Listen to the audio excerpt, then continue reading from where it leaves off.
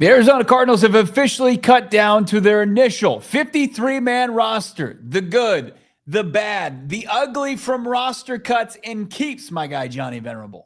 Plus, what's going on with these injury designations, and is there a hidden move that's en route in the next 24 hours? We'll tell you that and more. PHNX Cardinals special showtime starts now.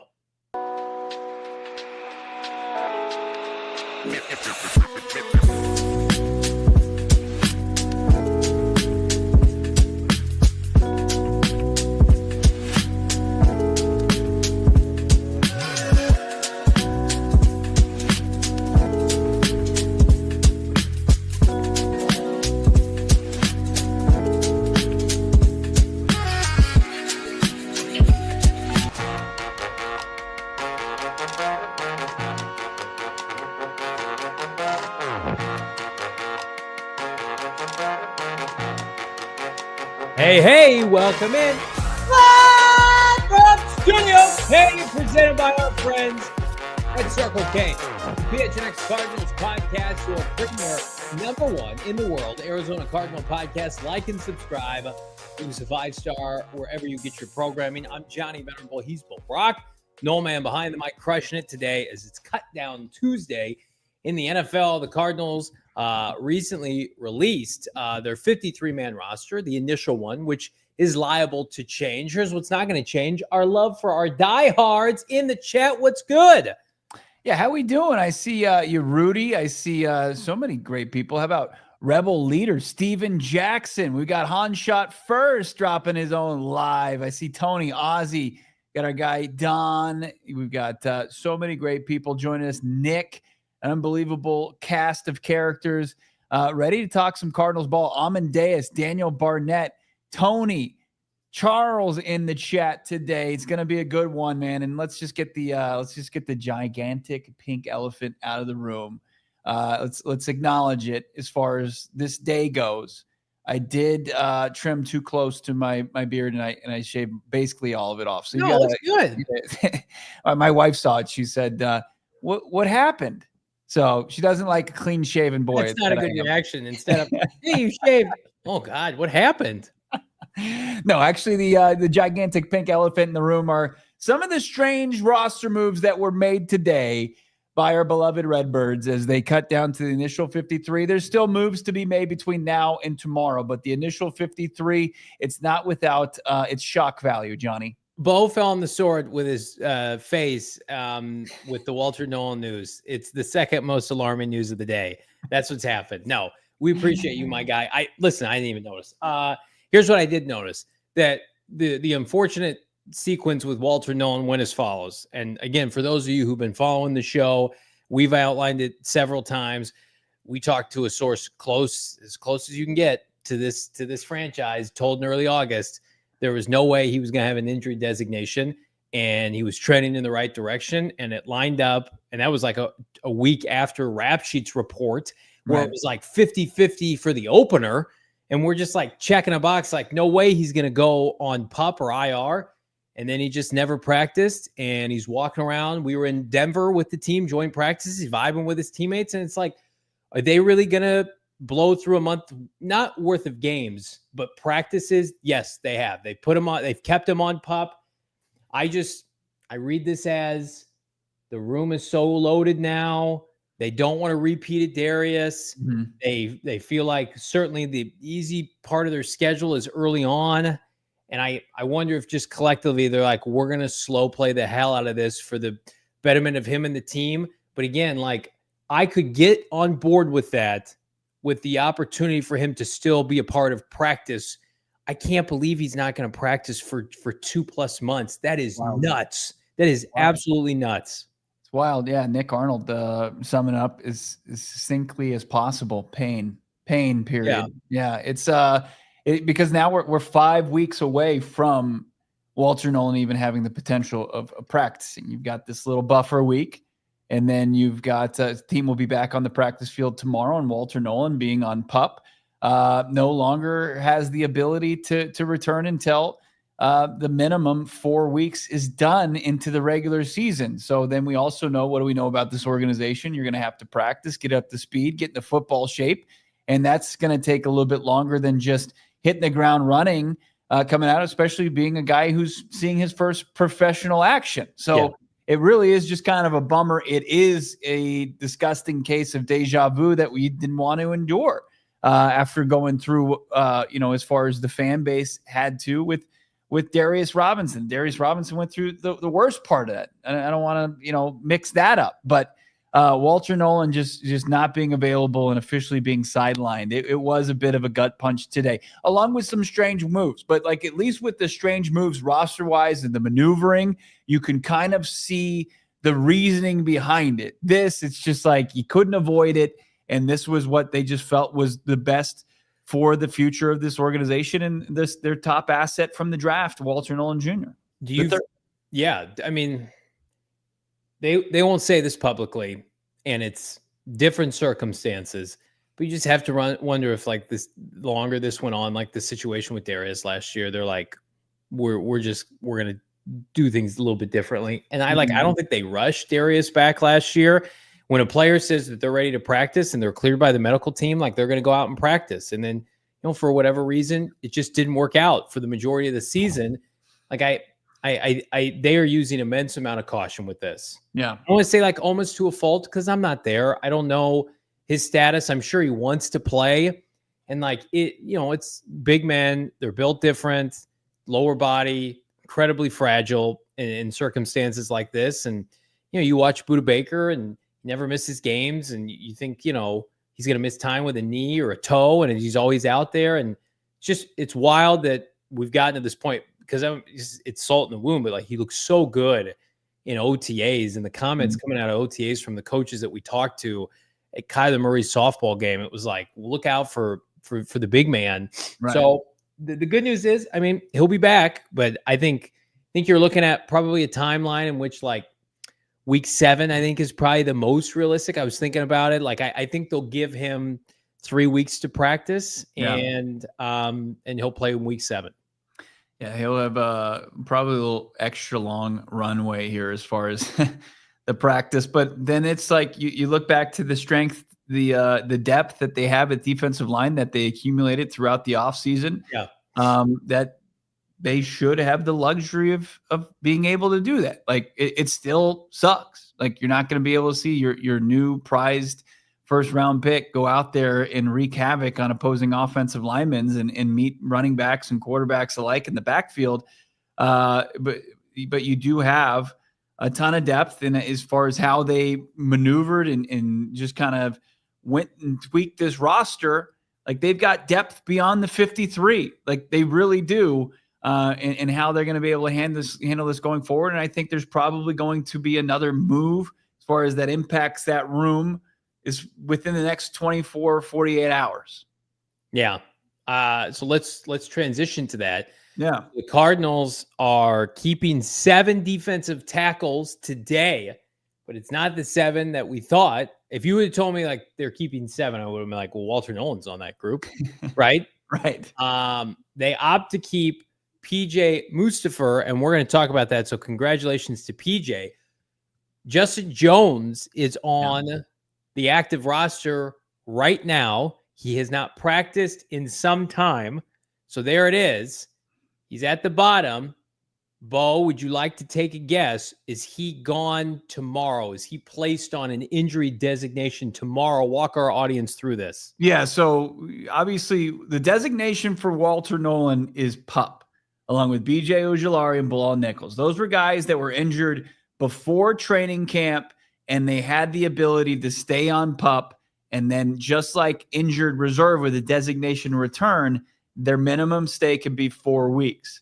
So, but you're only allotted 2 injured reserve with designation to return to start the season. So that's where the roster gymnastics come into play.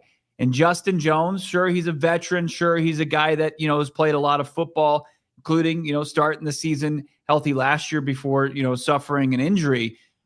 He started the season healthy, training camp healthy, and then he had the knee injury, as Johnny mentioned, and he's been out.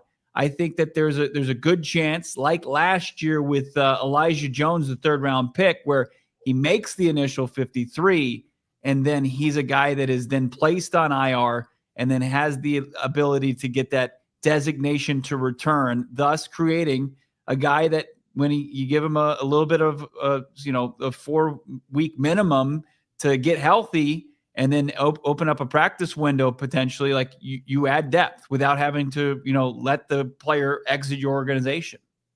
Yep. So there's a possibility that Justin Jones begins the season on injured reserve or is just flat out placed on IR. We'll see how that transpires. I mean, I think they would have done that today. Like they could have done that today. So I think that's probably, I think it looks like this. Justin Jones goes on IR, gets the designation return, and then poor Aaron Brewer, cut today, but nobody's claiming the long snapper. I think he comes back, continues his Cardinals career, with Justin Jones's roster spot potentially. And then do you decipher, is there an opening on top of that, or is that it? Is that the 53-man roster then tomorrow when inevitably Justin Jones is placed on IR? No, I mean, that's the spot for Brewer to jump back in. Yeah. We could start to look through this and see, if there's other, vulnerable players that either A, could need to see time on the injury lists, or, guys that they think they can sneak to the practice squad. But I think they've done most of those moves, and we'll get into it here on this, we'll call it an emergency podcast version of PHNX Cardinals. Make sure you like this video, subscribe to PHNX Sports. Yep. Right around the corner, we're going to break down all the changes, all the injury designations, unfortunately, for guys like BJ Ojulari, and of course, the surprise cut, in my opinion, of DeeJay Dallas. That's coming up. It's PHNX. Surprises are great. Surprises are not great on cut day. I got a surprise for everybody right now. If you don't have plans for Thursday, now you do. You're coming out to Gila River Resorts and Casinos Wild Horse Pass.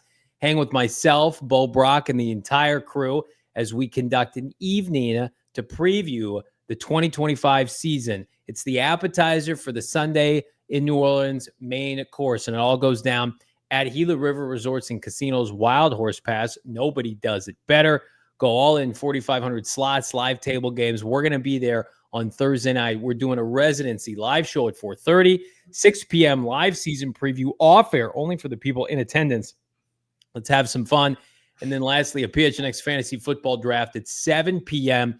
Again, all going down Gila River Resorts and Casinos Wild Horse Pass. In your place to stay, boom, you're at the largest sports book in the greater state of Arizona. And of course, you have an opportunity to take in their fresh saltwater pool. So much good. Ashula Steakhouse, Prime Ashula Steakhouse, which Bo and I have had the opportunity of dining in first class and more. We can't wait to see you all Thursday night. Let's hang out. Gila River Resorts and Casinos. Play at Gila.com.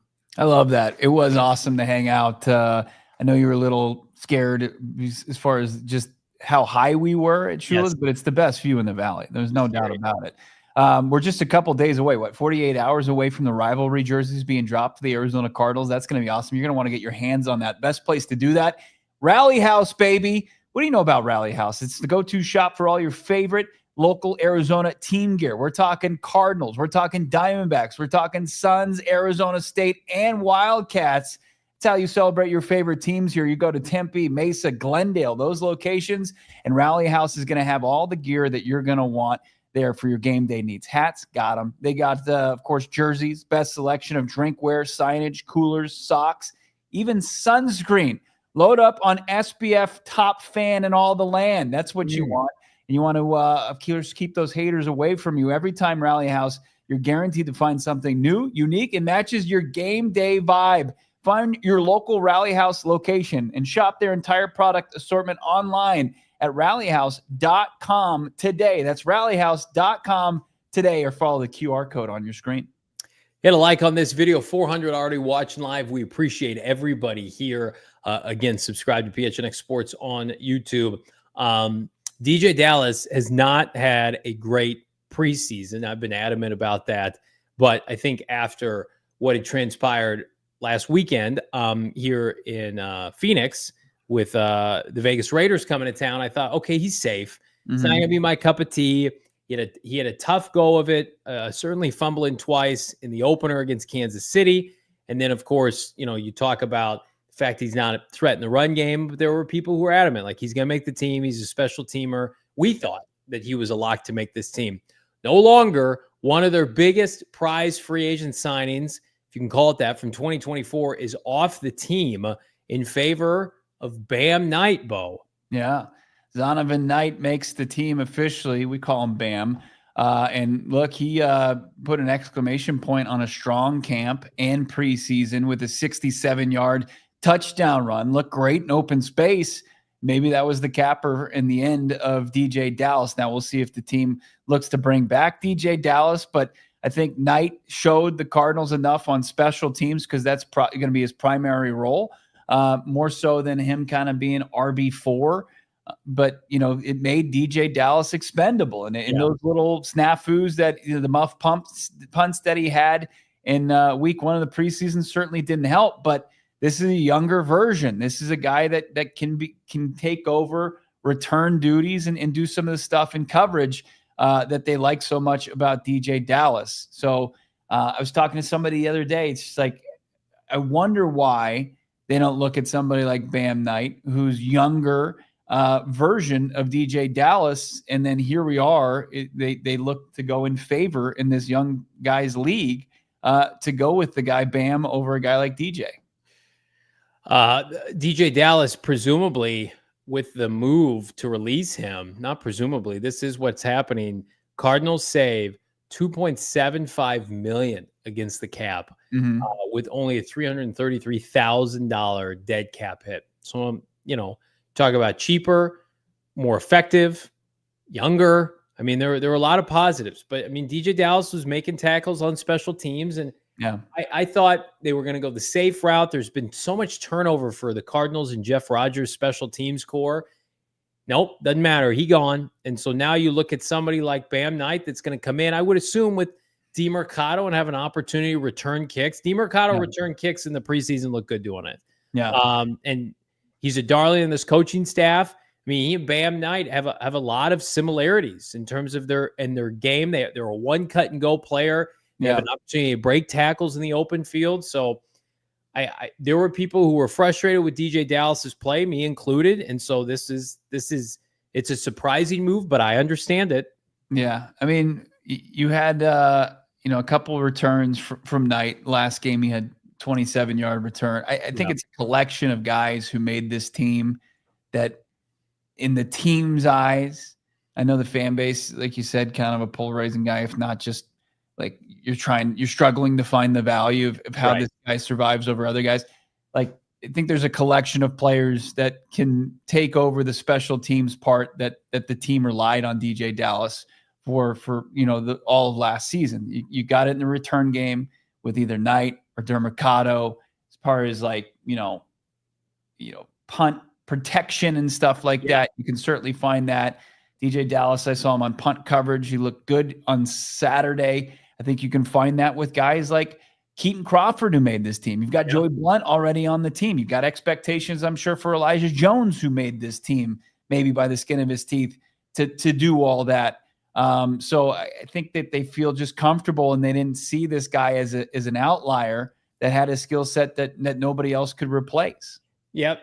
I mean, that was the biggest cut on offense. Wouldn't you agree with that? Maybe not. Maybe not. There was a move that happened earlier today that was reported on, and Bo, you tweeted out the video. Simi Fehoko, the 27-year-old that had 2 touchdowns in the preseason, special teams ace, was also cut by the Cardinals.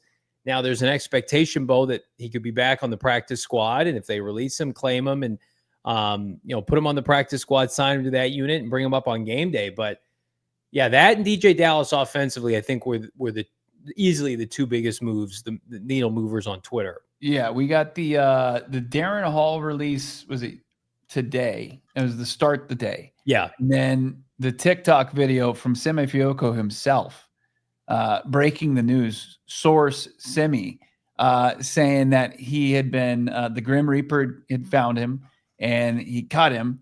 The Cardinals did, and that there was an expectation. Now, I think this is where he wasn't informed as far as the process, because he's a guy that has accrued enough time in this league to where I think he avoids waivers Yeah. Even though he had said if he passes through waivers, he's coming back to the practice squad. I think that's the reasoning for Simi Fehoko getting cut, because he's not subjected to waivers, and the Cardinals could just negotiate, barring a team swooping in and putting them on, signing him to the active roster, which would be more appealing to it. He could go anywhere he wants.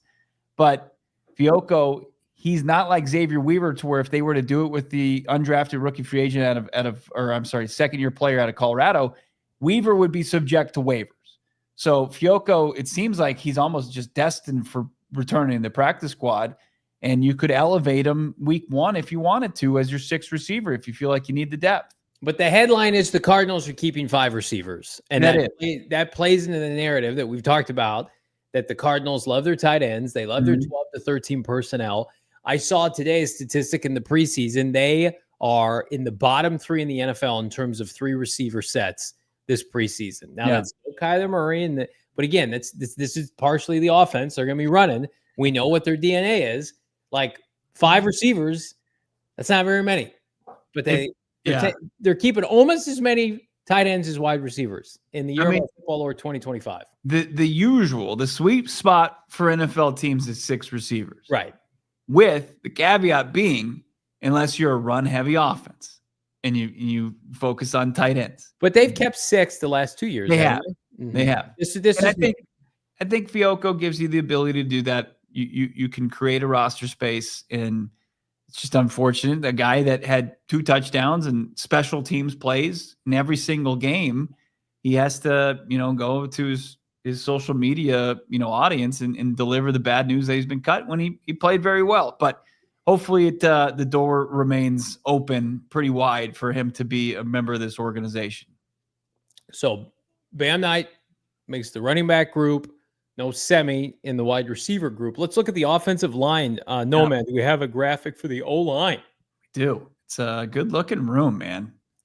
This is, Bo, you and I chatted before the show. This is the deepest this team has been up front in forever.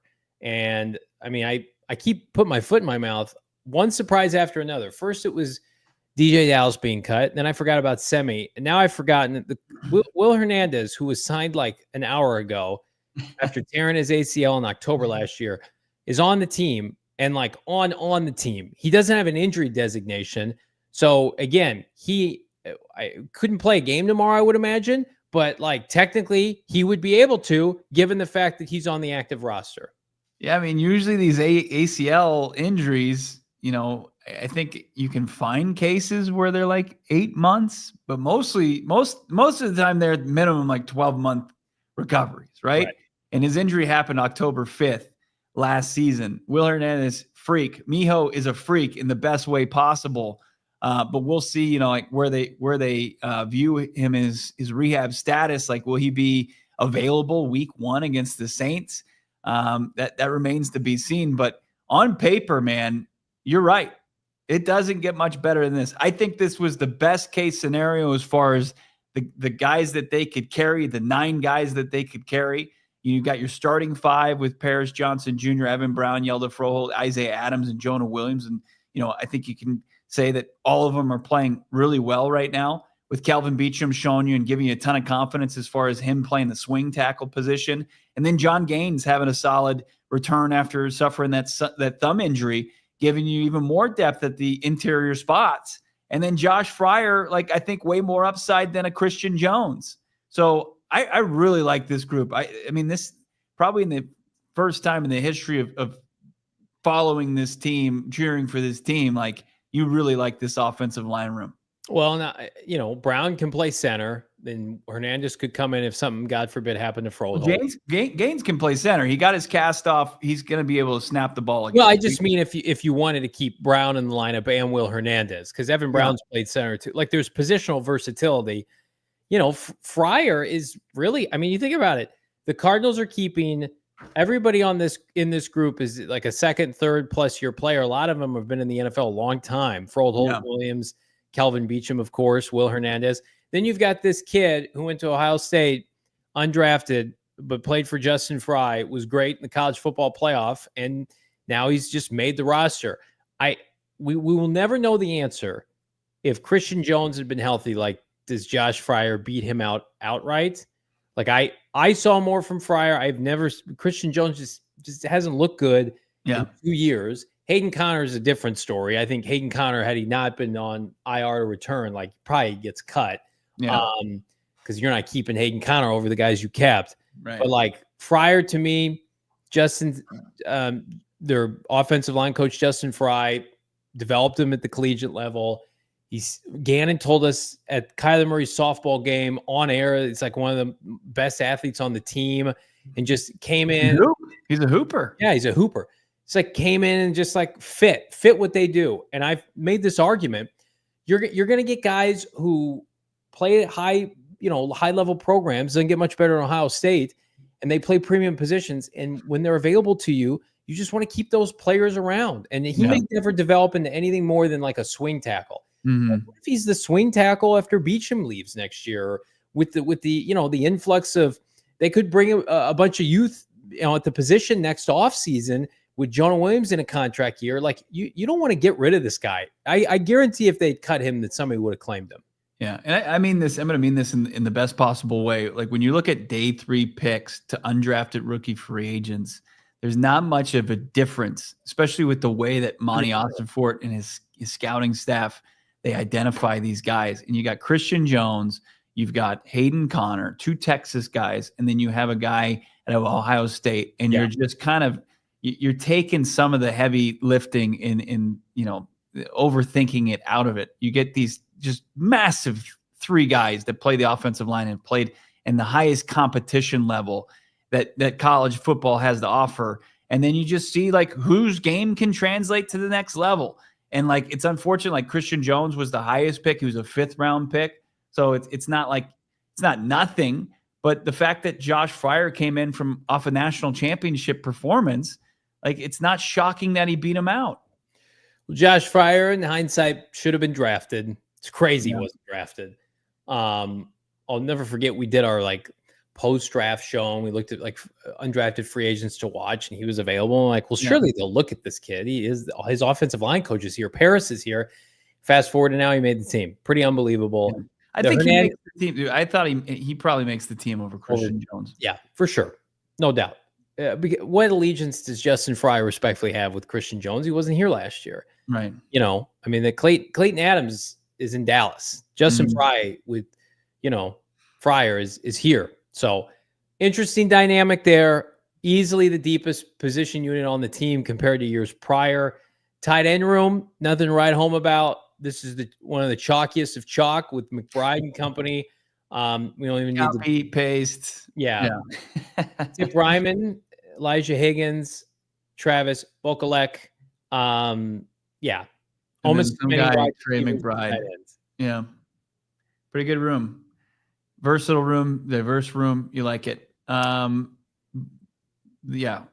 there's not much to it. I mean, as you said, you got 2 surprising moves on offense. Then the rest kind of came on the defensive side of the football. But yeah, Bam Knight and Simi Fehoko not making, Bam Knight making it, Simi not. But other than that, everything looks pretty good. We're going to take a look at the defensive side. What happened and how did Kei'Trel Clark, Owen Pappoe, and a certain safety out of Nevada, Keaton Crawford, all make this roster? That's coming up. PHNX Cardinals.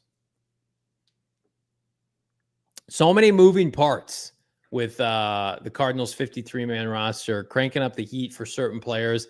Don't let the heat get you down here. We're on the tail end of summer here, thank goodness. We only have about 4 to 6 weeks left to go. Do yourself a favor. Don't sweat it out. We don't have to. Check out our friends at All Pro Shades Concepts. Right now, hundreds of designs, colors to choose from.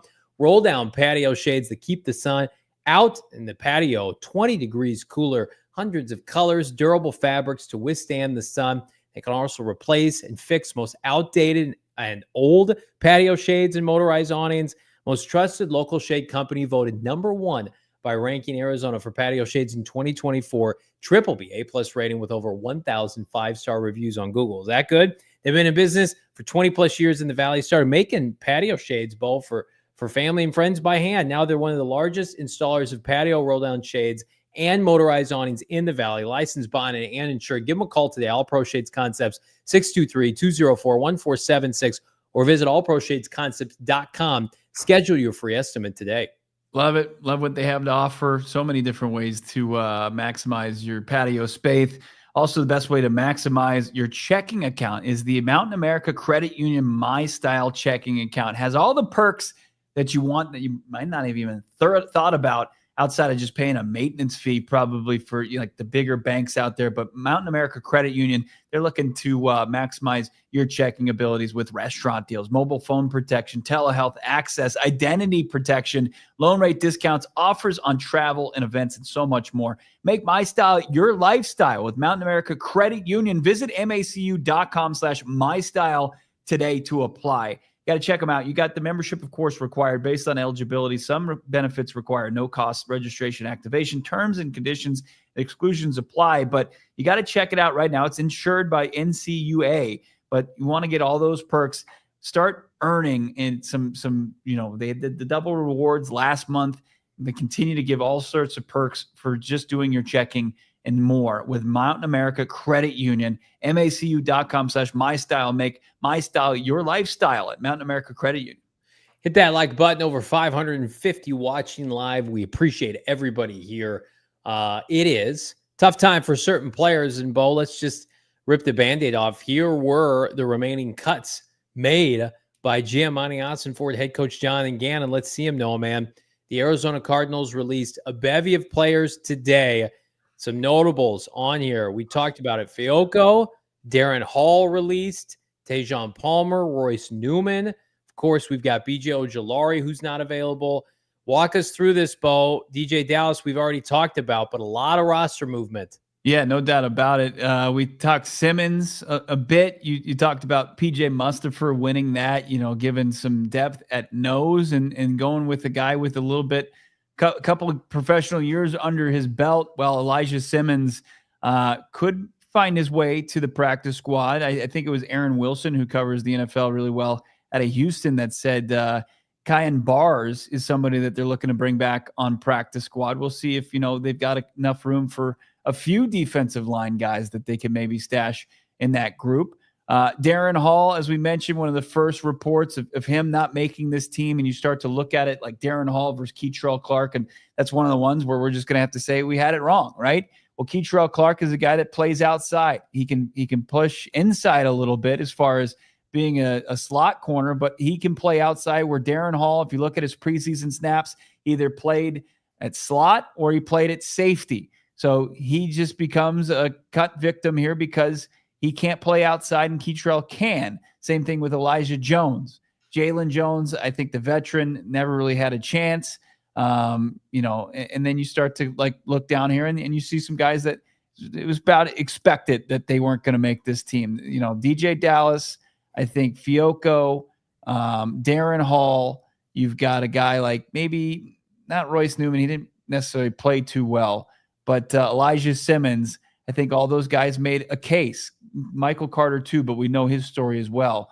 But everybody else was kind of expected that they were going to get their walking slip today. I mean, you never know what the team is thinking pertaining to a developmental guy that they have to weigh that they can't lose versus a guy that has an opportunity to immediately play a lot of time on special teams. Darren Hall, I looked back at last year, he was listed as a safety on this roster. Now he's a corner.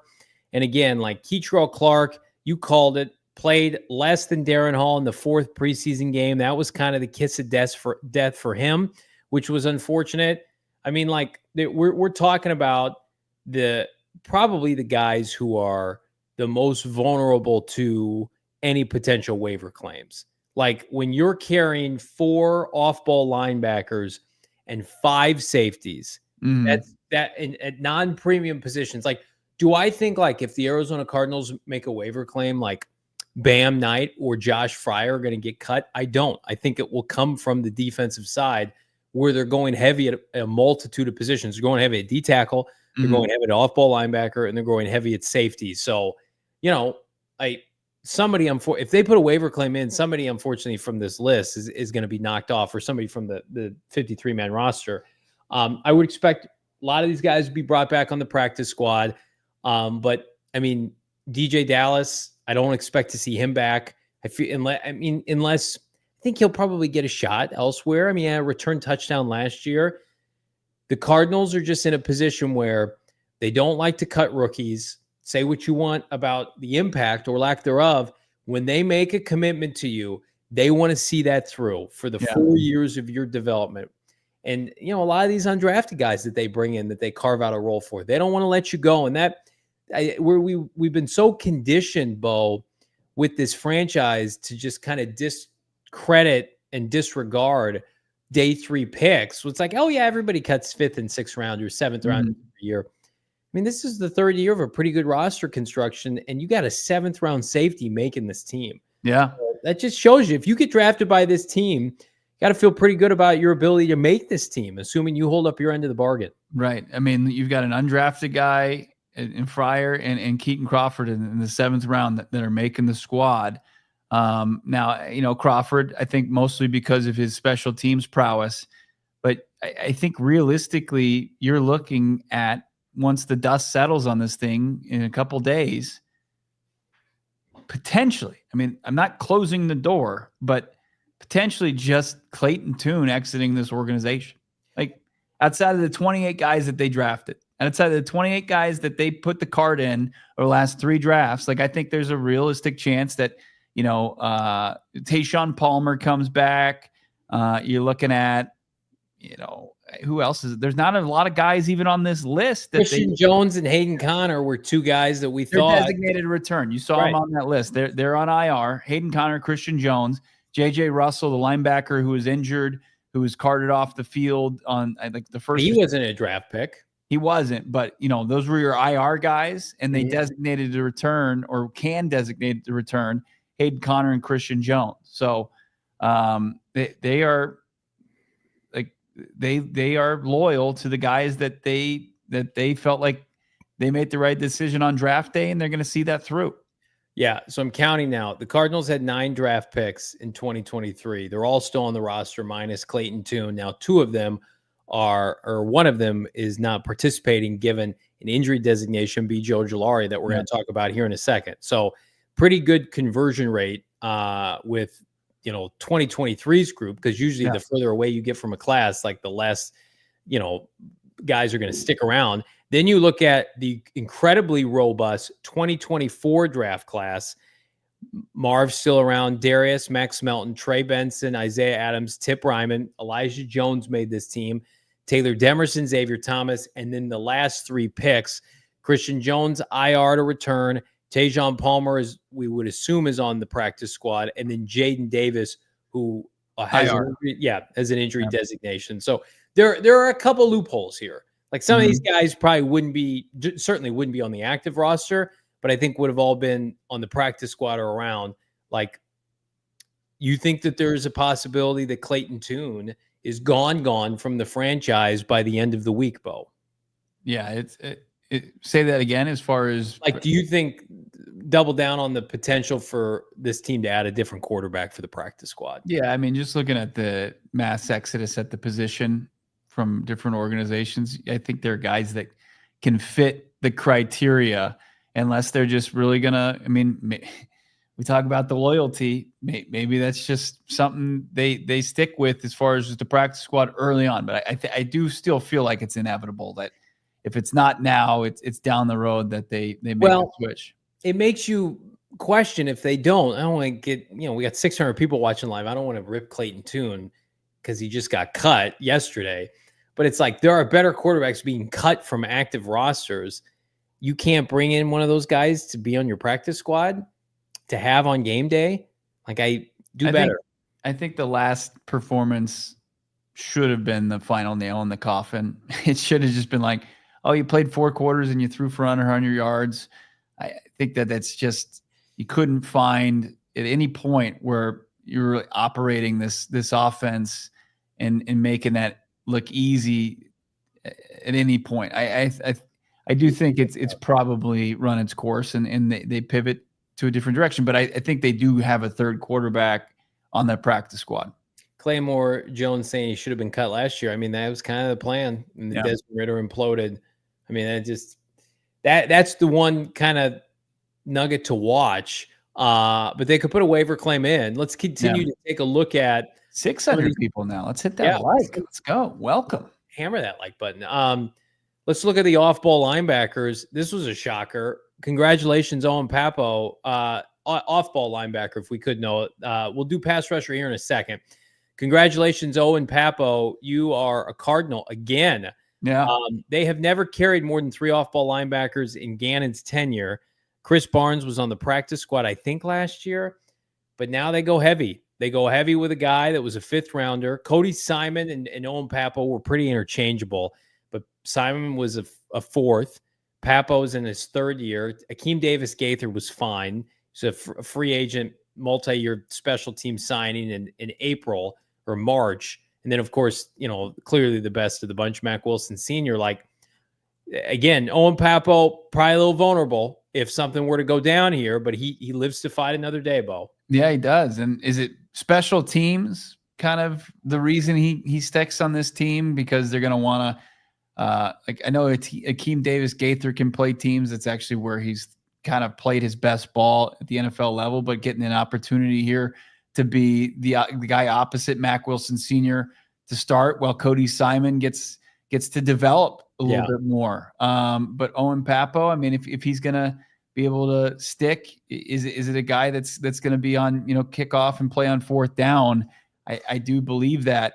I'm not sure. I mean, they didn't want to kind of risk him in his 3rd year going through waivers, but they keep him on the 53. And yeah, he is kind of that Chris Barnes role going forward. Chris Barnes played, I think, in all 17 games last year, and at some point made his way off the practice squad. But the biggest key as far as this room is Mack Wilson Sr. And like, if you don't feel very comfortable below that. I mean, Kazir White's still a free agent. People are tagging him, come back, and he's, quote tweeting, talking about how much he loves Mack Wilson Sr. And it's just like, can't believe that guy's not on a roster. But that was just his position now. I know. So you can't put that cat back in the bag. Like, you switch Mack, he's the green dot, he's the kind of quarterback on your defense. You don't just do that, but like, Mack Wilson becomes a very valuable player on defense now that you can't stand to lose. And if you did, I don't think you look internally. Like, if an injury happens, you call Kazir, right? Yeah. I think that's the first call you make. Hey, Kazir, don't sign with another team. We need you just in case Mack Wilson goes down. Now let's check out the pass rushers, outside linebackers. My guy Noah. Again, not a lot going on here. We predicted these 5. Ojulari, though, is on PUP, and it's tough because, I mean, like, Ojulari, I don't think he's going to factor into the equation anytime soon. Whereas if you would have asked me, I would have said, well, Walter Nolen leaps and bounds is ahead of him. Ojulari tore his ACL in early August last year. Will Hernandez tore his ACL in October. Will Hernandez is somehow on the active roster. All injuries are different. It's not a one-size-fits-all. This is just a really unfortunate development for BJ Ojulari. Like, I thought he'd have a slow start to, like, the offseason, but I thought there was a pretty good chance, Bo, that, like, he was going to be on the active roster. Like, if you would have asked me, like, in the spring, but I mean, we saw like Sean Murphy Bunting, and it's clear, like, he's got, a ways to go with his knee. BJ Ojulari, it's been over a year. You would assume by now that he'd be in a position to practice. It's not looking like that in the slightest. Right. Yeah, the PUP, as we mentioned, with the Walter Nolen designation, like, this is a minimum 4 weeks for Ojulari. Same thing. He can be at the facility. He can be in team meetings. He can work out, but he can't practice at all for minimum 4 weeks. And I think this is a guy that really, just the way he's built, the way he just kind of heals. Yes. He does it on a much different time frame table than other players. And I think it's going to take, getting him back on the practice field and then ramping him up and then getting him in game condition again. I think it's like a very step-by-step process with a guy like Ojulari. So now, like, you feel like you're behind the 8 ball already. I mean, like, the timeline with Walter Nolen III, like, it's similar with Ojulari. Like, what should you expect to get from them? I mean, it's great. The idea, the notion, Johnny, like, you can add a top 50 pick pass rusher to your defense for the stretch run and your first round pick from this year. But still, like, a lot has to go right for them to be able to make an impact. It's just, we're going on now a third year potentially where it's going to be lost for BJ Ojulari, and you're going to go into the final year of his rookie deal not knowing a whole lot, except for he spent a lot of time in the training room. And it's really just unfortunate. I know you got thoughts on it, and then I'll give you mine as far as just the room itself. Yeah, I mean, I think we all need to take this with the notion that if you get anything from this year, that's positive. Honestly, with the way this is trending with him, what we've haven't seen, what we've seen, like, it's not trending in a direction where, like, he's not gonna be ready to go in 4 weeks. I don't get that sense. And I also think, like, this is a position group where, guys are going to have their roles carved out. Xavier Thomas had a really nice preseason. He might be a better pure pass rusher than some of these players on this team, but to play that position, you need to be able to do so many things well. I feel like unless they're really hurting for a body, which is, you never know how the season may progress. And it's like Thanksgiving, you're like, oh man, we got Ojulari, let's get him ramped up.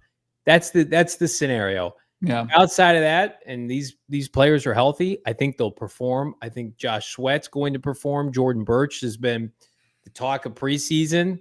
It's like, I don't want to bury a guy before the season's even started, but this just feels like people are just going to forget that he's on PUP, and the season's going to start. And I think this year could be a wash again. And then you talk about, like, keep him on the roster if that's the case. You see how training camp goes, plays a premium position, so you're not going to cut him, at least without going through the offseason first. Yeah. But I can't stress enough, like, the difference in Walter Nolen and BJ Ojulari. And that's why this move with Walter is so disappointing. Because from what we've seen, like, I would have been like, oh, Walter's going to practice soon. Yeah. Whereas BJ Ojulari, to me, that was never the case. Yeah. Let's look at that room real quick, if you don't mind. No, let's pull it up. So you've got 5 guys in your pass rush rotation. If they're all active on game day, it's like you got the trusty vet who has produced. He's done it on the biggest stage, Josh Sweat. He's double-digit sack year. Should have been the MVP of the Super Bowl with his performance against the Chiefs. He's a guy that's going to be old reliable. Zaven Collins is going to be your best run defender. He's your kind of jack of all trades and master of none.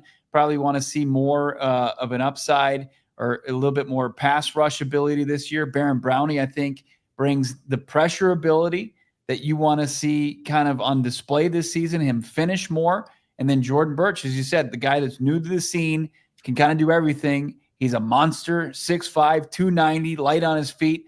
He's quick, but he's also explosive and strong. And then you saw the relentless attack. I like these 4 guys, Johnny, and then Xavier Thomas being that 5th guy where he's just the guy that's going to come throw gas out of the bullpen. You need him to pin his ears back and get after a quarterback. I'll take that. Yep. It's night and day better, just like the defensive line. So much better, so much more complete. You've got a nice balance of veterans. You've got a guy who's established in Sweat. Then you've got 2 guys with potential that haven't lived up to it, but there's some juice there.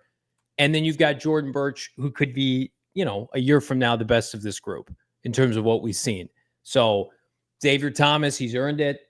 I think if Ojulari was healthy, I think we all would have penciled him in over Xavier Thomas, but you got to be healthy. You got to be able to play. Xavier Thomas, say what you want about him, has been healthy and ready to play. And when his name's been called upon, like, he hasn't embarrassed himself. So that's a group that I loathed last year at this time. And this time last year, what a difference a year makes. It's not an NFL caliber pass rush group. Yeah. The Ojulari injury back then, and they're still rehabbing from, but still, it was devastating. Now it's like Dumikeji, Luketa, Gardeck. It just wasn't an NFL caliber pass rush group. They've come night and day. Back to the other side. We're going to break down. I want to look at defensive line again when we come back, because I want to highlight the guys who made this team. Then we're going to take a look at corner, Kei'Trel Clark. He does it again. He's on the active roster. What does it mean? Elijah Jones sticking around. It's PHNX Cardinals. You're such a positive guy. I am. You're Johnny Positive. You want to highlight the guys that earned it. I love it. Speaking of positivity, our friends over at Pure Edibles, they're all about positivity because they got the best pure gummies you can find at over 130 dispensaries around our great state of AZ. And they're not covered in sugar like their competitors. Competitors try to juice it up and make them, all this sugar on there. And you think these taste good, but you're spiking your insulin levels, and you're probably not going to have a great time with them. But that's not the deal with Pure Edibles. They are a full-fledged candy company offering gummies, Kicks, their version of Starburst, Chews, their kind of candy, soft candies like caramels, and then, of course, hard candies.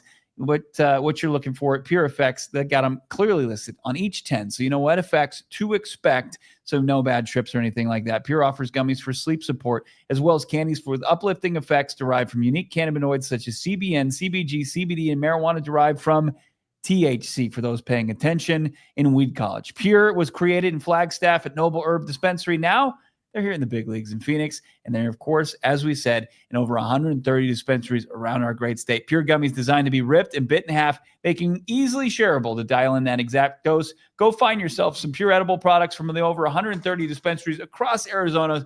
Pure Edibles, pureedibles.com. Big thanks to our friends at Pure Edibles. Big thanks to our friends at Circle K. Perfect combination. How about some Pure Edibles and, the meal deal matrix? That'll get it going for you. $3 meal deal. Hot dog, Frito-Lay's chips, a Polar Pop, $3. What? $3. How about $4 breakfast Sammy hash brown and bang 16-ounce energy drink? Let's go. $5 meal deal, 2 slices of any 20-ounce soda, Polar Pop. Join the Inner Circle for free right now by downloading the Circle K app today. I'm so fired up. Circle K season is here. When we talk about, Bo, all the goodies, snacks, etc., that are going to be available this fall, certain, delicacies, if you would call them that. Join the Inner Circle for free by downloading the Circle K app today. Terms and conditions apply at participating locations. Visit CircleK.com for more details. Big thanks to everybody watching live right now. 655. Let's go. Hammer that like button. Get us over 500 likes here on a cut down Tuesday as we continue to go through. Disappointing with the Walter Nolen news, but is this the most surprising 53-man breakdown that we've had since we started doing the show? I feel like it is. I feel like there's 4 or 5 guys who are like, wow, so-and-so didn't make the team. They made the team. Yeah, it's they always seem to surprise us, right? Because it's their how they view the players in the roster versus the fan base and how they view it, and how guys you're seeing them perform just mostly in preseason, right? Where the team's watching these guys, and it's a bigger puzzle than that. So it's not like the most shocking. I think the surprise continues to be it's just how this team approaches injuries and getting guys back. And it's just been one of those things where it's a process, man. And it's unfortunate that a calf injury turns into being sidelined 2 months. It's really unfortunate. And it's you want to see, of course, when you draft players, when you sign them, you want to see those guys get out there and perform. And the ugly reality of the game that we cover and we love, it's just, sometimes that opportunity is ripped out from being able to enjoy that. So Walter Nolen just becomes a little bit of a delay here. But yeah, it's been a wild day for sure. It makes you again start to not question anything, but when guys go down for this team, I think it's fair for fans to kind of fear the worst now in terms of when they're going to be back and how this team's going to approach it. Yeah, I think Kyler Murray wasn't rushed back. Darius Robinson wasn't rushed back. Walter Nolen. When they again, right? Yeah. If you're Garrett Williams, absolutely. It's so if you're an agent and a player, and it's this franchise is going to do well right by you, then that's great. But if you're a Cardinal fan, it's I can understand now when players go down, when people are not overreacting, they're being authentic because they know they got to wait a while before they see their favorite players. So. Again, we will soldier on. Everybody hit that like button. Let's take a look, Bo. Great face.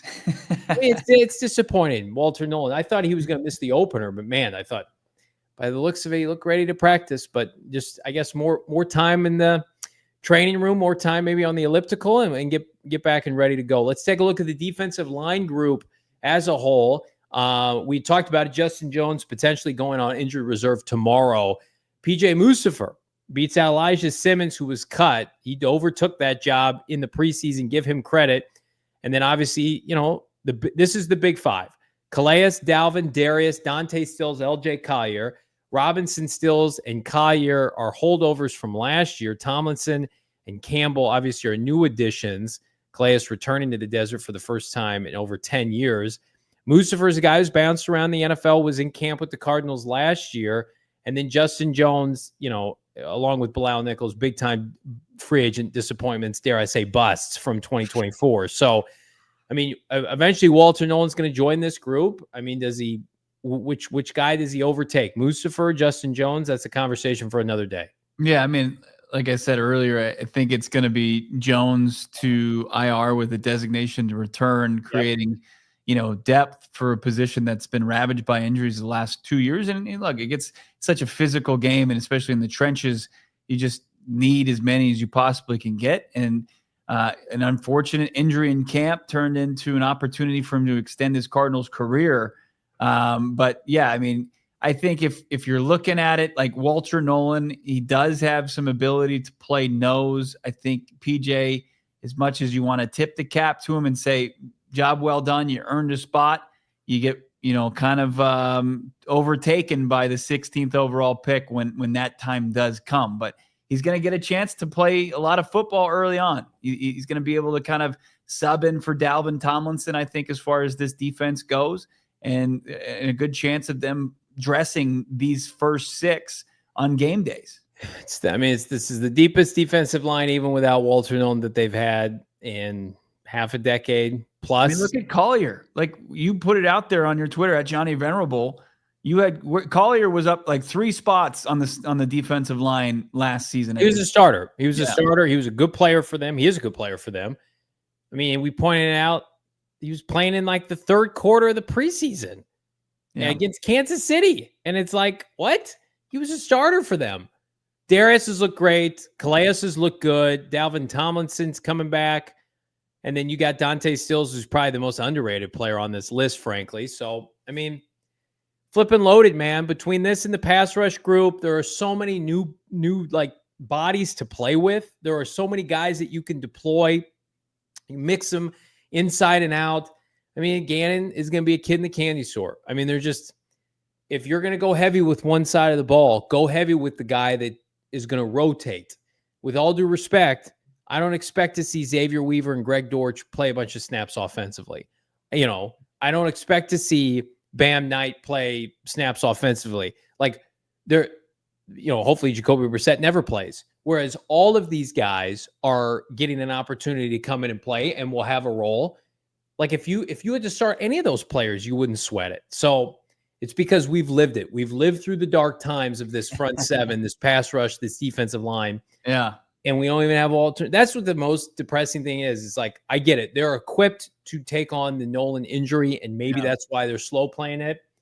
But like, this group with Walter Nolen, if he was looking like he was supposed to, I mean, it would be unbelievable. So hopefully we're sitting here in first place in the NFC West around Thanksgiving, and this defensive line is what we envisioned with the 16th overall pick. Well, I think that's where you can kind of keep your head up or be a little bit more confident than you should have been at this point last year, or after D-Rob suffered the injury. Yeah. Which, like, the anniversary of that is coming up, but it's like Darius, Dalvin, Calais, Dante, even LJ Collier in that conversation. Like, it's much more conducive to working in a young player. Unlike Darius, where he came in, it was like these ragtag bunch of misfit toys who were like your defensive line that, like, you rooted for, you loved them, right? The Roy Lopez's of the world, easy to root for. The Ben Stilleys, you pulled for him to go out there, but like the reality, like, was that a starting caliber defensive line at the NFL level? That's the thing where it's like, Walter Nolen, if you had to throw him back in there, there would have been the pressure for him to perform, and he would have been kind of the focus of the, offensive lines, where now it's like they're not going to have the ability to do that if you've got Calais coming at you, or Dalvin Tomlinson, or Darius Robinson, just being as violent as he can be. Like, Walter Nolen's going to have the luxury of kind of just easing into it, even though I'm sure, like, his play style, he's not going to ease into anything, but it's just going to be a much better situation than last year to come back to. We're coming back now from overtime. Pew, pew, pew, pew, pew, pew. Appreciate you. Appreciate everybody watching. Join us from one of our many streaming partners. Jump on all over to gophnx.com. Hammer that like button. 270 watching live on YouTube alone. Let's go. Subscribe to PHNX Sports. Continue to make us, we appreciate you, the #1 Arizona Cardinal podcast by a mile. We appreciate everybody here having fun on a day that's somber for a lot of players. Sympathetic to that. Bo's noise is fantastic. The sound effects, the shots, the explosives. Looking ahead to secondary cornerback group, they kept 6 corners. We thought there was a chance they could keep 5. They kept 11 defensive backs, which is flipping crazy. But let's take a look at the 6 DBs that are on this roster now, led by the trio that's going to carry this position group: Garrett Williams, Max Melton, Will Johnson. Will Johnson, the 47th overall pick out of Michigan. Denzel Burke, who we assume is going to be CB4, needs some refinement. I thought he had so many positives in camp, especially at cards practice, and then, got taken to the woodshed a little bit during the preseason, against the, some of the best offensive minds, Reed and the factory that is the Broncos passing game right now, Sean Payton. And then, of course, 2 guys that we thought were fringe guys, interchangeable maybe. Kei'Trel Clark makes this roster again over somebody like Darren Hall, who everybody's quick to point out, he doesn't play outside as much. He plays inside. He can also be a safety. That probably hurt him. Clark and Jones, you would assume, are going to be almost exclusive on special teams, Bo. Yeah. The last 2 here, and like Denzel Burke, as tough as some of the tape was, just by, winning on certain snaps, it's unfortunate, but the kid goes out there and competes. He played at a high level collegiate. I think when you didn't have guys like Max Melton on the field or Garrett Williams on the field, like Denzel Burke pulled top assignment and he had a tough time. And you had Geno Smith in the first team offense throwing a dot against Burke, and it's chalked up as a loss, but I think the coverage was good there, and you saw a lot of good, and sure, you saw a lot of learning moments for a guy like Denzel Burke. You just hope he's if things play out, he's a guy that you're not going to see a ton of snaps during game days, but he's your depth guy. And then Kei'Trel Clark, the same thing, who Kei'Trel might, be ahead of Burke come game days. We'll see how that plays out, but they're guys like Burke is a versatile player. So is Kei'Trel. And then Elijah Jones is break glass in case of emergency guy that they're stashed on the roster that they want to develop as a former 3rd-round pick. Yeah, I'm a huge Denzel Burke fan. I thought he looked great at training camp in Glendale. I think he'll added seasoning and technique. He'll be fine. He's got a really physical style of play to his game. I think he was getting the assignment of #1 receivers for backups in the preseason. I know #1 receiver with backups is a little bit of a, sure, a negative, but when they were going out there, when Jarrett Stidham was going out there with his top receivers, the Broncos passing game with Jarrett Stidham, and then they took that kid from Illinois, and they've got, the kid from Oregon they took last year. It was slim pickings. Denzel Burke looks much better going against the Cardinals receivers in practice. Take that for what it is. He just does. So is he ready? No, but in a pinch, could he or Kei'Trel Clark go out there and be serviceable? Yeah. This is a position group that's going to be led by the top 3 corners, plus, the group of safeties that we're going to touch on here in a second. So, this secondary's come a long way. I feel like at the end of the day, this defense, there aren't too many guys on this defense where you would be concerned if they entered the game, which is, it's night and day from even last year, where you're God, I don't want to see Lucetta play. I don't want to see Dumakaji. I don't mean to name names, but some of these guys, I don't want to see Antonio Hamilton play. And it's seems like you did mean to mention names. Yeah, I just think for impact, a little bit more effective. So yeah, this defense, it's the strength of the team. I'm sorry, I know the star powers on offense with Kyler and Trey and Marv and James. This defense has collected so much depth that I think it's going to be one of the 10 best units in the NFL. It has the makings of it, no doubt about it. Yeah, up front, just the facelift they had up front, and then what you could potentially add to it with some guys you drafted, but you got to get them back. It's pretty high. It's pretty high. Where before you're just like, can I find a floor here? Is there a floor, or has it? This can everybody have career years? Yeah. I think outside of maybe Calais, I mean, if Calais is just can show that he's got some left in the tank and can continue to do like parlay off of last year, you'll take that. Dalvin, same thing. And then you get guys like Darius who pop in year 2. That bodes well for being disruptive up front. And then what you got coming off the edge, the safety rooms. Let's take a look at the safety room. A lot of people kind of cringed at the idea of going this deep, but we knew it was a possibility. Of course, you got Buddha at the top, Jalen Thompson, Rabbit, Taylor, Demerson. Those are the guys that are going to play on the back end of this defense in the secondary, Johnny. Maybe even see that 3 safety look at times where they're all on the field at the same time. And then you got Joey Blount and Keaton Crawford. They're on this roster for one specific reason, and that's to star on special teams. And again, like the story of this group is the 7th rounder out of Nevada that, again, a lot of people aren't even watching the draft at that point. We were at the combine. Keaton Crawford, I'm not going to say like we were keyed in on him. Of course not. But he had one of the best defensive back performances at any DB there. And then he comes into this offseason, crushes his pro day, impresses the Cardinals. He's there in the 7th rounder.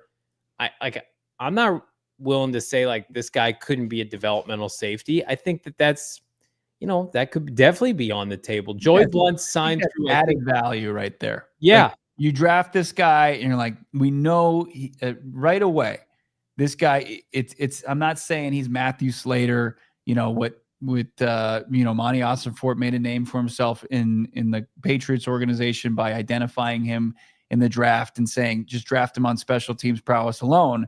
But I think that's kind of what he did with Keaton Crawford. And then he comes out and he shows an ability to play in the secondary that could be added value down the road. I don't think so by any means this season, but absolutely can, 41.5-inch vert, and then also showed some ball skills. Like you got to like what you saw from the kid out of Nevada via Texas. Joey Blount signed through 2026. Most of his salary is non-guaranteed, $2 million next year. So take that for what it's worth. Jalen Thompson's in a contract year. Keaton Crawford's on the roster for the majority of this year. He's going to be around the length of his rookie deal. This was the hardest, in my opinion, offseason for Keaton Crawford to make this team. He made it. He had an exceptionally high, as we read yesterday, PFF coverage grade. He was the 2nd highest rated, I think, defender for the Cardinals this preseason behind Jordan Bruch. He was up there. He's definitely top 5. I think you're talking about somebody that, don't scoff at this. We know what Gannon has done with like the Reed Blankenships of the world. Could this guy become a developmental safety? I think absolutely. You've got Buda Baker and Kei'Trel Clark post this year. And then Joey Blount's a special teamer who's signed for 1 more year. Yeah. Does this guy just really cement himself? Again, was a top Texas recruit that left the program, didn't vibe with Sark, and then went to Nevada and put up bloated numbers, not only as a special teamer, but as a safety. Yeah. And it's like, this is how, it's going to sound cliche, but like, this is how playoff teams are formed, championship teams are formed, when your GM can identify things like this and you vibe with your head coach. You're not just taking flyers on guys and Steve Keim, we rip on him a lot on this show. It's not fair. He's been gone for 3 years. There was so much guessing involved with his draft picks, and you never saw the vision, and there was never a cohesiveness once Bruce Arians left of how to use the players. Now it's like they take Keaton Crawford with Jeff Rogers and Nick Wallace. They know exactly what they want to do with him. Yeah. It's like took a guy that could play safety, couldn't, or off-ball linebacker or edge or whatever Isaiah Simmons was 8th overall, invested in that. They took a safety in the 1st round, and Deion Buchanan played him at linebacker. They took Honey Badger. That worked out really well in the 3rd round. But like what Monty Ossenfort's able to do, he's not taking high-value assets and investing in players that can make an impact in a football game right away. And Keaton Crawford can do that on special teams. And then if he can do anything at safety, can they develop them at a spot that Gannon has a long track record of doing so? I mean, that's how you really kind of are able to maximize your roster building ability, where it's just like you're not having to go like, well, we need a safety, so let's just go use a first round pick on it, second round pick, heavy investment as far as free agent dollars. Like they use a 7th round pick on Keaton Crawford. They picked up Joey Blount off some team's practice squad. I think it was Seattle. You've got like next year, if Jalen exits this organization after his contract's over and Joey Blount does the same, you've got still Budda Baker, Robert Taylor Demerson, and Keaton Crawford, and then whatever you potentially add with minimal investments that you've shown, the ability to maximize. Cheap labor too. I mean, guys that, with all due respect to Keaton Crawford, is not making much money at all.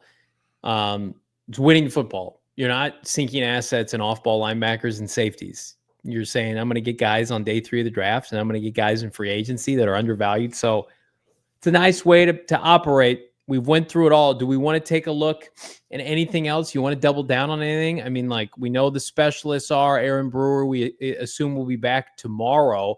Yeah. Well, how about this news? Spencer Rattler starting for the Saints in the opener. A big fart in the wind here for New Orleans, just as I suspected. Not good. Tyler Shuck, I'm gonna label him a bust already. You're getting beat out by Spencer Rattler with a new regime in place, granted a new head coach, old GM, and you're getting beat out. You're done. Your career's over at 26 as a rookie. Now I think he'll play this year and it'll be a horror show. But Bo, your initial reaction to Spencer Rattler getting the call week 1 for the Cardinals opponent? This needs to be a big win to open up the season. Like, this can't be something you sneak by the skin of your teeth and come away from a hostile environment, which it is. The Superdome down there in New Orleans. You need to come out there with a convincing win. You need to take a guy who grew up, in the shadow of State Farm Stadium, played at Pinnacle High School, went on to be kind of a bust at Oklahoma, and went on to South Carolina and was drafted in the 5th round. I'm looking at his numbers, like his best game as a pro is pretty pedestrian. Like he's never thrown for multiple touchdowns in his 6 starts. He hasn't won a start, and you can't allow that to happen week 1. I don't care about like how week 1 is an anomaly or it's a fluke and it's not like the rest of the season. Like, you have to go in and you have to bully the Saints. Like, that's just what this move signifies. I don't care if it's Shuck or Rattler. It's just official now. The quarterback's in place. Now go bully him with your revamped defensive line. I mean, they scored in his, how many starts did he have? 7 starts. They scored over 20 points once in his 7 starts. He's a bad player. He's not any good. The team's worse than last year, too. Yeah. I'd make an argument. They lost a bunch of players. It would be an embarrassment for them to have it be close at halftime. I mean, like, this is the kind of game where you need to go to New Orleans and like not allow a touchdown, or for it to be single digits, and your offense needs to assert their dominance. And I mean, it's a trap game in that sense, where the Cardinals are going to have all the pressure and nobody's going to account for the Saints, and everybody thinks they're an embarrassment because they are, and they probably have a new head coach next year, new GM, new quarterback. You need to go and assert your will as a franchise that has your quarterback, GM, and head coach for the 3rd straight year. It's an unforgiving loss if it happens. And it's something that I would very much question if the team would have the ability to bounce back from. I mean, it's a joke. It's a joke franchise right now. It's the equivalent of the Cardinals starting Dobbs in the opener. Yeah, but without really being able to say, well, hey, it's a rebuild. Like, we tore it down. Like they refused. Right. Different circumstances. I don't understand. Like, you feel for Saints fans because it's a great fan base. Like, we've seen them when they have a good team and when the Superdome is just really rolling and really wreaking havoc. But they refuse to embrace a rebuild where it's like that's your way back, not sending a 4th round pick and a 7th round pick for a former 7th rounder to the Broncos. Is like, no, you trade your players for draft picks. You rebuild this thing. Figure out the quarterback position. Don't just grasp at whoever was available in the 2nd round, who happens to be 26 in September. Spencer Rattler, 5 picks, 5 fumbles last year. So in his 7-game action, put the ball in harm's way quite a bit. Not a good scenario for them. Cardinals need to dominate. Right now, you can get odds with our friends at Bet365. Cardinals are a 6-point favorite. I may tease it up to like 10 points, 12 points. You can get in the plus money with that. We're going to have a banner week of betting coverage next week as we make our way to New Orleans. So fired up about that. Fired up about these super chats, Bo, here on a Cut Down Tuesday. 710 watching live. We appreciate everybody. Hammer that like button. Greg, $2. Save some time. Add the 2026 first round pick to Pup right now. That hurts. That cuts deep, Greg. Yeah, that's please don't. Let's end this thing right now. Let's just let it end with Walter Nolen and the first round pick get through camp in preseason healthy and ready to go to start the 26 season. But look, a lot to be determined between now and then, especially if it's like in the 20s, mid 20s, first round pick.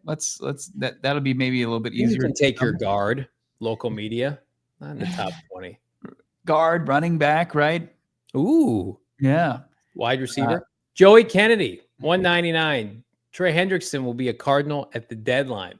Well, I would have to go wrong for the Bengals for that to happen. But you're right, Joey. I think like if they're bad and his salary is like guaranteed this year, so like it's essentially a 1-year bump in his money. I don't know. Cardinals. I mean, you gotta love what you've seen from Birch. Can Birch keep this up? Is he dealable? Like is the guaranteed money like through the roof? Like sometimes you see these deals where it's so front loaded and like the dead cap space it's impossible. So we'll have to check that out for Trey Hendrickson, who is like Trey Hendrickson, Terry McLaurin, like all these hot names throughout this offseason. Like, are they going to get dealt?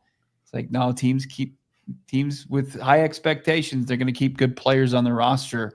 We'll see what happens with Micah Parsons. He seems to be the final domino here. How about Mitch jumping in? Mitch, $9.99. Thank you, my guy. I think Johnny is a troll. He cannot pronounce Simi and Monty's last names correctly to save his life. Bo, you're perfect. Wow, Bo. At least change your name when you send in your own super chats, my guy. Mitch, that's just my accent. It's just Semi and Monty Asenfor. That's just how I pronounce things because of my heritage. My Midwestern accent, but Bo is perfect. He's a perfect co-host. Simi Fehoko. Is that how you pronounce his name? Fehoko. Simi Fehoko and Monty Asenfor. Mitch, you're perfect, my guy. I love that. Here's the tough part. We do a daily show, hundreds upon hundreds of shows a year. Sometimes the words just kind of blur together, friends. Our producer or anybody who's produced this show or has had to like record anything with me, they realize I'm probably a bigger marble mouth than Johnny ever is live. Well, I appreciate that. I can usually rip in just a couple takes, but on air, I'm not the person to give you the definitive pronunciation for anything. And a lot of people think it's cute. A lot of people are like, "Oh, I'm into that." Yeah, I just avoid the words I can't say. Yeah, that's fair.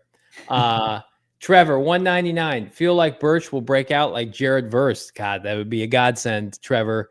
We've never needed anything more. Didn't Jared Verse only have like 6 sacks last year, like 5 sacks, but people just slobber all over the Rams at the game? If Jared Verse had the kind of year if Jordan Bruch had the kind of year that Jared Verse had, the Cardinals would be 4.5 backflips. 4.5 sacks in 17 games. God damn. This is terrible rookie season. People are like, look at his pass rush win rate. So high. I'm just sick of their shit. I just don't like the Rams. Cardinals can hit on a 3rd round pick that is in the same realm as the Rams 1st round pick. Like, sign me up. Our guy Shaft, sign me up for this. $10. Can't wait to see Shaft later this week. JG kept the best 53 players in mind, so let's get pumped up for the season. I have one last spot open for the Fantasy Football League, so if you're interested, please let me know who wants to play. Get in touch with our guy Shaft. Our diehard fantasy football draft is going at the same time this coming Thursday as we'll be in attendance at Gila River Resort Casinos Wild Horse Pass. Bo and I are in both leagues. We'll be pulling double duty. We are going to double down. I do have to say to Shep, I'm going to reach out to him. We have to maybe tweak some things. I saw a lot of rounds in this draft We might need to get rid of some roster spots and keep it more uniform to most standard leagues. Just mirror it for the league we do at PHNX Sports. I love it. He's a sicko on a different level in the best way, but we can't be at. I mean, we could be at Gila River Resorts and Casinos as long as we want at Wild Horse Pass, but let's keep it. Let's get us home by midnight. Might be too deep of a draft. Bees $2. JV 40 Winers rant for the culture, please. Well, ask and you shall receive. So San Francisco, I don't know if you guys have seen this yet. Their fan base is coming to grips with the fact that that team might be asked this year. So much so that they're embracing internal troll Grant Cohn. Have you seen this? He's on his meteoric rise. Yeah. Some of his tomfoolery where he's openly ripping the team in the tunnel of Santa Clara at Levi, and there's John Lynch behind him. The 49ers team is an absolute shambles. Like, they are a Trent Williams or a McCaffrey injury away, again, I think, from being like one of the worst teams in the NFL. And for people to come on like national shows and talk about that team potentially winning the NFC West, that's a joke. I don't care. I think the Browns are going to beat him. I think the Bears are going to beat him. All these teams that have better depth and better line of scrimmage play. This is a line of scrimmage league, guys. We've seen that with the Cardinals.